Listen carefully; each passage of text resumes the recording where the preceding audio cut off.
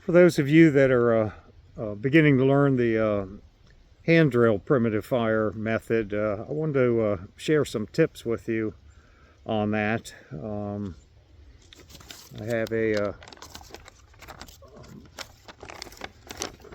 have a tip sheet here that I give out with hand drill kits that I sell on my Etsy shop. I'll put some info up on that. So especially if you're a beginner, that's kind of what these tips are for, and I'm just going to run through some of these to help you. One of the first things I would suggest is before you venture into hand drill, I would have a fair amount of experience with learning bow drill primitive fire method first. That'll give you experience with friction fire, creating coals and transferring coals.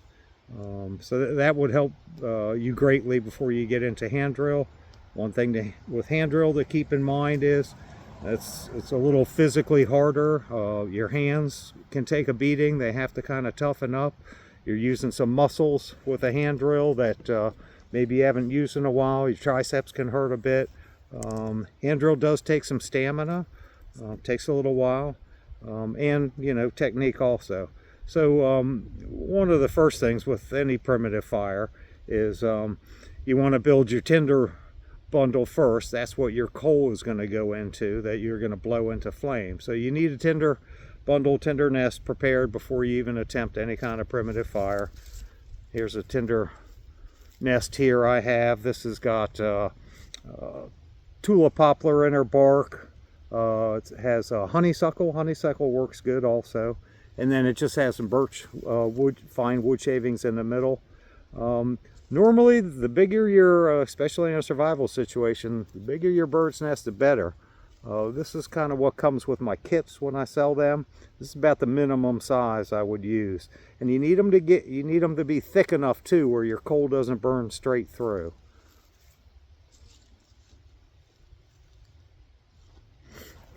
Of course, you want to have a fire pit ready to go also, and a fire lay of some very fine kindling, and make some room in it where you'll be able to add, once this is flaming, you'll be able to add that right into your kindling. So there is some setup you want to get done first. If the ground's super cold, you can put something down under your hearth board if you need. You normally don't need to, because your hearth board is normally sitting on what we call a coal catch. And that's, I give pieces of leather. Leather works really good. That will insulate the hearth board itself somewhat. But you can put a tarp down, ground cloth, insulate pad, some type of padding if you want.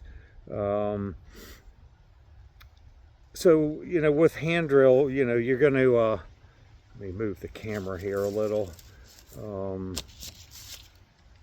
I'm going to do a little both, reading off my sheet and just sharing some experience here.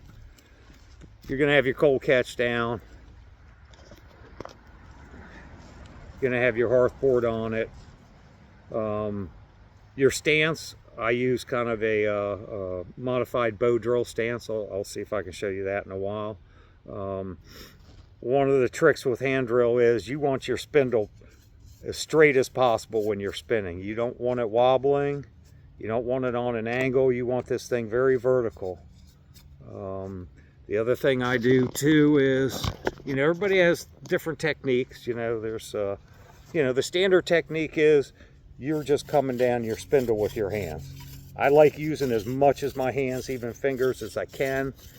Some people use just kind of the edge of their hands down in this area and spin really fast. Hand drill is a combination of, you have to have the right combination of speed and downward pressure. Most of your downward pressure comes from hand drill is from pressure being pushed in on the spindle, not necessarily down. It's a little of both, but squeezing your hands tight to the spindle is going to apply downward pressure. The other thing you want to do is when you get down near the bottom of your spindle, you want to just take one hand at a time and move that hand up. You want to keep that spindle, you want to keep that in that notch down there.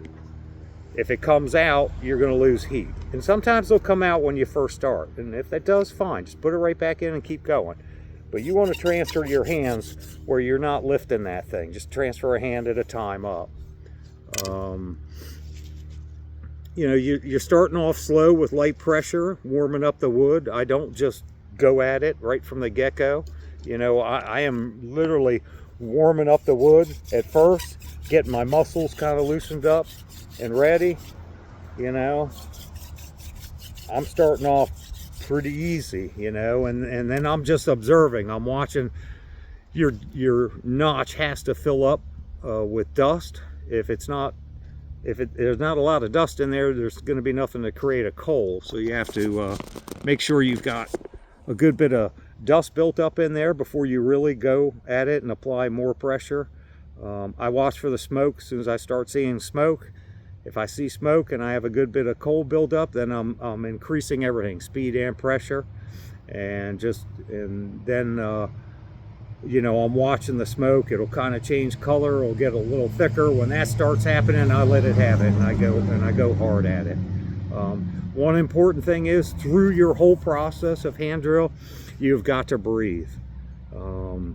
That was a mistake I made. I'm self-taught in both bow drill and hand drill. When I first started hand drill, and hand drill took me a long time to learn on my own, and I searched videos and I did a ton of research, and you know, finally, you know, there are some good ones. You have to dig kind of deep to find somebody that's, you know, showing some good technique and all. But I wasn't breathing when I first started, you know, and my hands took a beating also when I first tried this, you know, because I was experimenting with different woods and all that, trying to find the right combinations for hand drill. I'm in the state of Maryland, so in the Northeast here, I'm using, you know, my hearth boards are white pine, black willow. My spindles, horseweed's one of my top choices. I'll use mullein out here, and I'll use goldenrod. We have teasel out here. Teasel's a little difficult. Also, I will use, for hearth boards, I will use some vines. Honeysuckle vine works very good, and so does trumpet vine. They're a little harder to find, and honeysuckle's a very thin vine, so that is not much bigger than my spindle. I sell one of those as a kind of an advanced kit. You have some pretty good fine carving skills when you get to that point. You know, if I get an ember, if I've made a successful hand drill and I have an ember grow, if my ember is smoking, I'll let it sit for a minute and start consolidating. I'll tap it with my spindle. I'll slowly lift my hearth board off of it, and be careful not to breathe on your glowing ember. I'll let it just sit there and consolidate, and then I'll fan it with my hand and see if I see any red and glowing. And I'll let it do that for a while before I take that coal that's sitting on here and dump it in, you know, scrape it into my tinder nest. So you have to be careful with that process. And then once you have it in here, you should be doing your hand drill. You should be doing your attempt very close to your fire pit, nice level flat ground. So once you blow your tinder bundle into flame, you don't have far to go to stick this in your kindling. So I always am right next to my fire pit when I'm doing any kind of primitive fire attempt. You know, it takes time, takes some patience. Once you understand your wood choices, I struggled with that. I bought a kit because I was pretty sure my technique was right, but I didn't think my materials were working right. So sure enough, I ordered a horseweed and clematis fireboard. And sure enough, I got a coal in my first attempt. So I knew I was having material problems, not technique problems. So I hope that helps. I wish you luck with hand drill. It's an awesome skill. I love it. It's very rewarding. I practice it all the time, and like I said, I do sell a handful of kits, and I really enjoy doing it. It gets me out here. So good luck and happy fire building. Thank you.